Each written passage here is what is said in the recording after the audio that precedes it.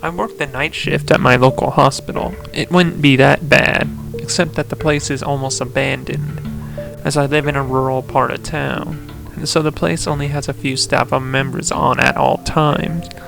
I remember this one night so perfectly, as if it happened yesterday. The year was 2018. Snow fell from the sky, slowly piling up on the top of the roofs of cars.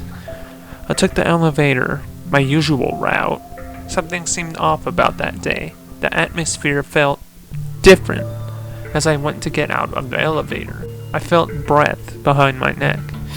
I spun round immediately, hands ready in a fist, expecting to see someone there. I was confused when I seemed to be alone.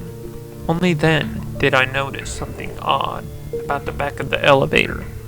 Two large holes seemed to pierce through the metal. Holes that I swear were not there earlier.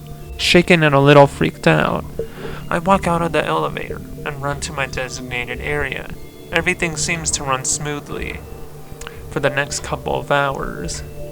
I'm attending to the few patients that I need to be checked regularly. Just as I began relaxing in my swivel chair, I hear this unearthly scream coming from one of the patient's rooms.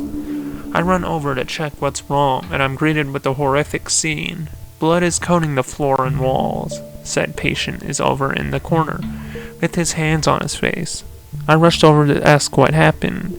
The patient mumbled about a monster before returning to his crying fit.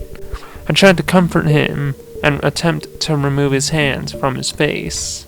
He tried to stop me, but I forcefully removed them so I could look him in the eye to tell him everything was going to be okay.